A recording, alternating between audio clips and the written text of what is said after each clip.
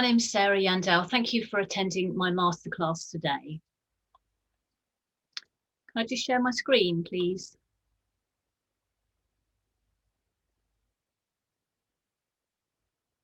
Yep, you should be able to now.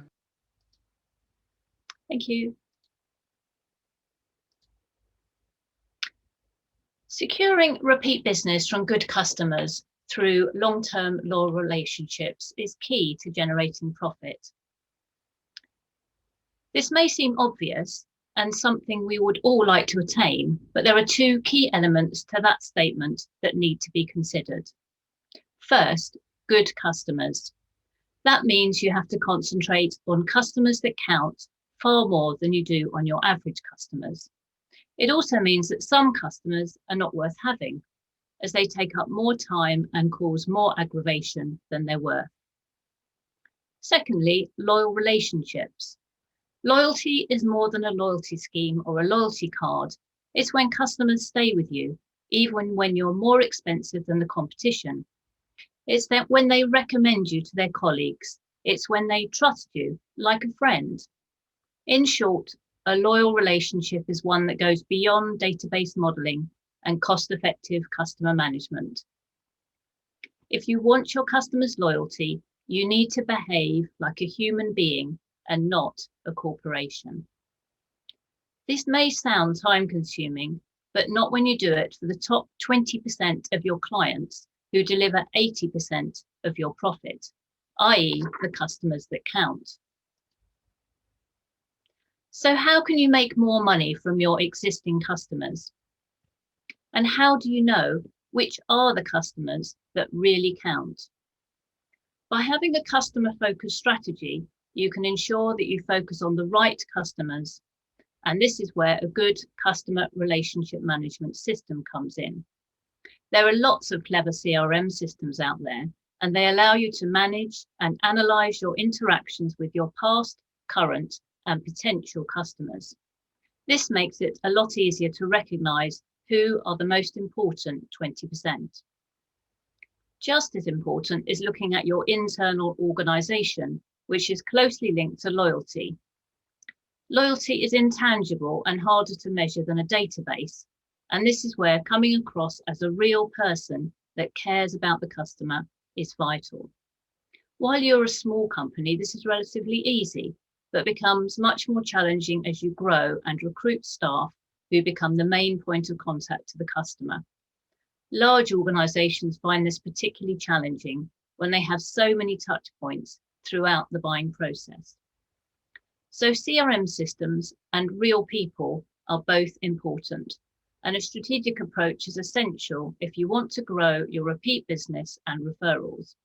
And why wouldn't you, when it costs far more to acquire a new customer than to retain an existing one?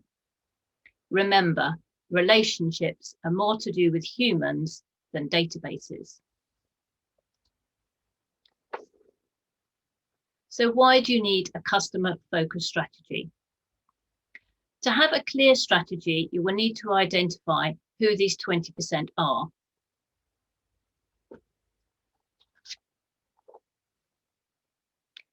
So all customers are not equal. Some are a lot more valuable than others. This is what must drive your strategy. The level of service that you deliver to your customers should vary depending on their importance to you. While all customers should have a good level of service, the most important ones need outstanding service, which delivers consistently beyond expectation. Strive to surprise those customers by over-delivering. Not only will they come back to buy from you again, but they will become your very own marketeers. So understanding these customers is key. Find out what is important to them and how you can stand out from the competition in these vital ways. Use this as a basis for your strategy so you can gain customers just like them. Remember that though you always need a flow of new customers, it costs 10 times more to acquire these than to retain your existing customers. So plan your time and budgets accordingly. To have a clear strategy, you will need to identify who these 20% are. your most important customers. So this is where a good CRM system comes in. It will help you to identify at what stage your customers are in the customer life cycle. You can see here that core customers are your most profitable ones. They regularly buy from you and spend the most. Price is less important as they trust you and know that you will provide them with products or services that they want. However, it is important to nurture them if you want to retain their loyalty. So how do your customers become loyal? Well, behavioural loyalty is possible through using CRM and loyalty schemes, but attitudinal loyalty, when your customer shouts about how good you are, comes from strong leadership within your organisation. This builds a culture of motivated and loyal staff who are committed to doing the right thing for their customer. So what have I learned from my 30 years in business about building customer relationships? Well, my big career break came when I was recruited by STA Travel to set up a new business unit from scratch, one that grew to a $10 million turnover during my 5-year tenure. The company specialised in student travel and primarily sold round-the-world tickets to gap year students. It was expanding its market and wanted to include the option of booking the first few nights accommodation in gateway cities, offering some security to the students' parents, who were invariably paying for the trip. With my background in the hotel industry, I went about setting up booking systems which enabled hostel and hotel accommodation to be booked by the STA Travel offices all over the world, as well as travelling to all the gateway cities to negotiate contracts with suppliers. Sadly, STA Travel, a 40-year-old company, has recently gone into receivership. Employees, past and present, as well as many of its customers, have felt a great sense of loss and sadness. An STA Travel Memories Facebook page was set up and has nearly 4,000 members across the world, including some of its first employees from when it was founded in Australia. This loyalty was born from a culture of continual learning, personal development, working hard, and all importantly, playing hard too. For many like me, it was instrumental in their career.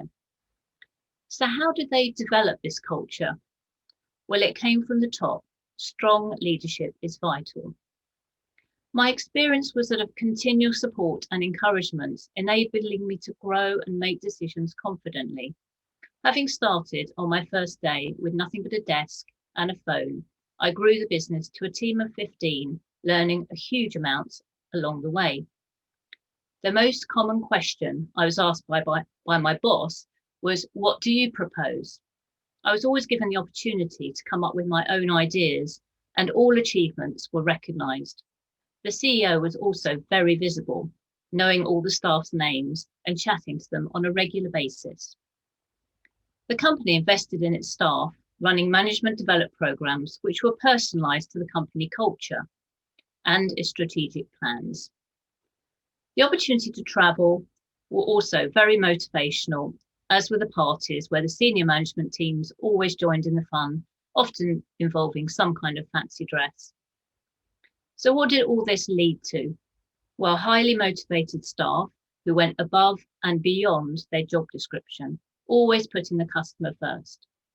If you can create a culture with loyal, motivated staff, it will lead to loyal customers.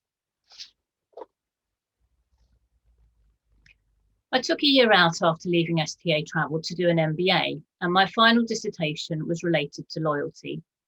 As part of this, I spent some time with British Airways reviewing their loyalty programme, which was aimed at the SME market.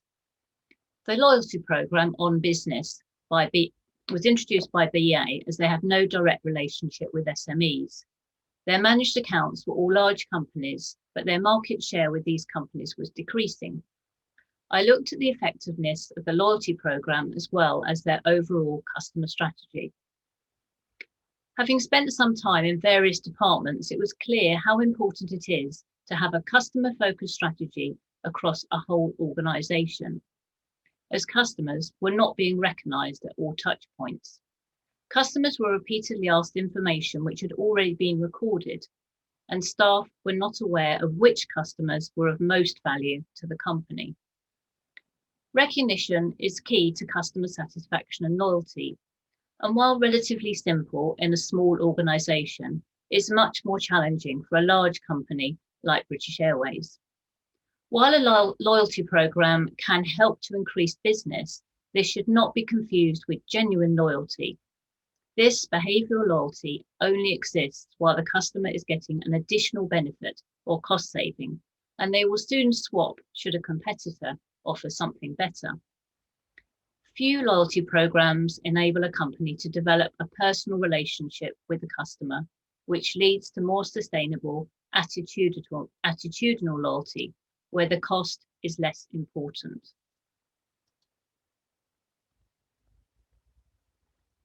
After completing my MBA, I got together with another ex-STA Travel colleague, and in 2003, we launched our own business, a business that grew to an annual turnover of £8 million. So how did we achieve this? Well, aside from finding a niche in the market, which was holidays by rail, we talked to the customer. This was an original concept when all around us, online bookings were the way forward. For us, our website was the shop window, but the call to action was a phone call. The timing for our launch was perfect in that it coincided with Google's launch of PPC. At that time, online and offline methods of advertising were extremely costly for a startup business. PPC was perfect for us as we could spend relatively little advertising on very specific keywords in line with the limited product range that we are offering at that time. Back in 2003, advertising on, for example, Eurostar to Paris cost pennies, though it has of course got a lot more expensive over the years. By 2006, we were making £1.7 million worth of sales to Paris alone. So we had achieved the first step of attracting our potential clients and getting them to call us. The next step was equally crucial. When we launched, it was the company directors taking the calls and of course everything else as well. We were of course very knowledgeable about the product, had visited all the hotels, and most importantly, were extremely motivated to ensure we converted the inquiries into the sales, which we successfully did. We had to address the challenge of dealing with a rapidly growing business and take the first steps to recruiting a team who were as passionate and knowledgeable as us. Recruiting and training the right staff was key to our success. We generally recruited well-travelled people who had worked in some kind of customer service role. We deliberately did not recruit anyone with a travel background as we wanted to do the training ourselves. Once they were recruited, staff were trained over a 3-month induction period. This involved not only systems, but most importantly, ensuring they had the product knowledge they needed to sell. They all visited the key cities, which were the Eurostar destinations of Paris, Brussels, Lille, Bruges, within their first 3 months, experienced travelling by rail and learnt about the hotels that we offered. We then trained them on sales techniques, which they could use together with their product knowledge to convert sales. We reviewed sales systematically to ensure every opportunity was taken to upsell to the customer was taken. We often found customers didn't really know what they wanted, thinking, for example, that it was better to save a few pounds and stay in a 2-star hotel on the outskirts of Paris, when in fact, for just a little more money, they could stay in a superior and better located hotel. Our aim in upselling was to get the best experience for the customer. So all those open questions at the beginning of the call were invaluable. We always asked a simple question at the beginning of a call. Is it a special occasion? This is, of course, a great upselling opportunity, as well as alerting us to advise the hotel where they were staying to look after them. This often resulted in upgrades, champagne or chocolates, much to the delight and surprise of our customer. Of course, we never told the customer that we had done this, believing that under-promising and over-delivering was key to our success. Even with a great product and service, things can go wrong. We are, of course, dealing with trains. However, knowing that delays and cancellations can happen, we also kept a close eye on rail disruptions due to strikes or weather, quite a common occurrence. If we had customers affected, we rearranged their travel and hotel bookings before they even knew there was a problem. The cost of doing this was small compared to how much it meant to the customer. In fact, our most satisfied customers who came back to us again and again were the ones that had experienced a problem but were impressed by how we handled it. Our success in building a loyal customer base who regularly recommended us was down to the investment we made in our team. The regular training, destination trips, as well as the excellent Christmas parties that we had in all cities over Europe resulted in motivated and knowledgeable staff. They wanted to give the very best service possible to our customers. As well as that, many of them worked their way up in the company to team leaders and managers as the company grew. So how do we ensure that we were concentrating on the top 20% of our customers, i.e. the customers that count? Well, we started with an excellent customer database, which held the details of all our customers as well as the trips that they had booked with us. We then implemented a third-party review system, which enabled us to get feedback directly from our customers. This had the additional benefit of being shown on our websites, so prospects could read all the positive reviews. We then asked ourselves, which customer groups should we focus on? And what products or service deliver our best value customers? How do we target the right people with the right message at the right time? We segmented our entire customer database using RFM analysis and cluster analysis to sort customers based on life cycle stage, location, and product preference. We then allocated them a code in our database so that they could be identified for specific marketing campaigns. Our most valuable customers were referred to internally as Platinum for special treatment. These were our customers that count. We carried out a phone questionnaire with our top 100 customers to identify what was most important to them. The key things that they wanted were recognition, flexibility, receiving communication that is relevant, and dealing with one person for the whole experience. So how do we achieve this? Well, we started by building up a customer profile, including information such as birthdays, anniversaries, seating preferences, and plans for the next destination. We sent personalized newsletters based on this information with special advanced offers and destination information or train information for our Anorak customers. We recognized specific landmarks. For example, we sent thank you cards when a customer made their 5th booking, champagne for their 10th booking. When requesting feedback, we gave them an additional option for a phone call to discuss in more detail. We included them in virtual focus groups and invited them to contribute blogs to our website. We allocated a personal travel advisor to them and ensured that newsletters were signed by them and that they called the client on a quarterly basis. By providing this extra level of service to our most important customers, we built loyalty from our customers and also our team, who enjoyed providing this high level of service and being appreciated by their customers.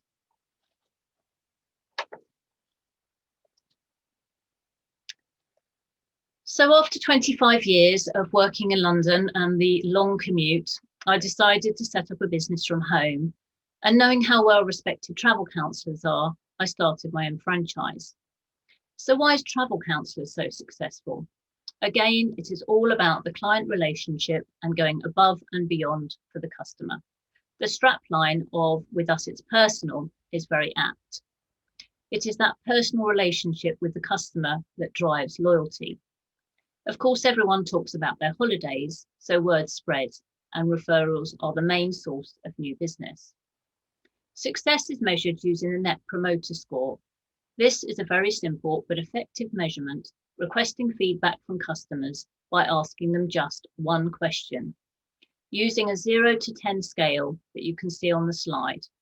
How likely is it that you would recommend travel counsellors to a friend or colleague? Subtracting the percentage of detractors from the percentage of promoters yields the net promoter score, which can range from a low of minus 100 if every customer is a detractor to a high of 100 if every customer is a promoter. At travel counsellors, the expectation was always to get a 9 or a 10, and their overall score was 90, which is one of the highest in the world.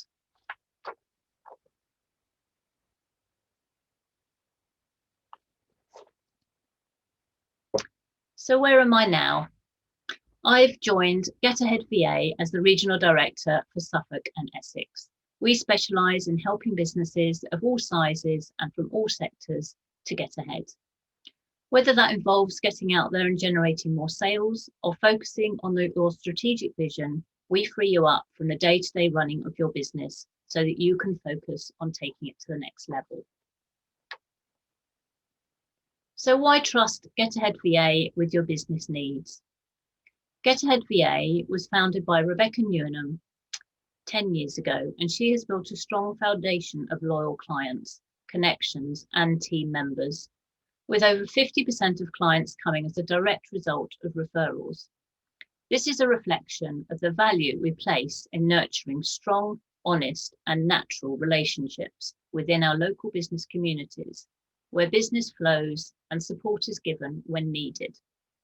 We place a lot of value on understanding our clients' business and working closely with them to make sure we support them in the best way possible. By matching team members based on personality and skill set, as well as our open communication, means that we are able to always give the right support at the right time. With my background in founding and growing a successful business, I can understand the issues that many SMEs have when they are ambitious to grow from being small to medium-sized. This is when the company owners need to let go of some of the work they do so that they can concentrate on the strategic vision for the company and grow it to the next level. Working with a VA or team of VAs makes a real difference and is something that I wish I had access to myself when growing my own business. Instead of the cost and commitment of recruiting and training staff immediately, you can take on a professional VA who already has the skills that you need, whether it's a marketeer, a social media guru, or a bookkeeper. And not only that, by working with an agency like Get Ahead VA, we can facilitate several VAs to work on your team, covering a vast variety of skill sets that you would never be able to find in one employee. Thank you very much for listening. So if there's anyone's got any questions, I'll be happy to have a chat.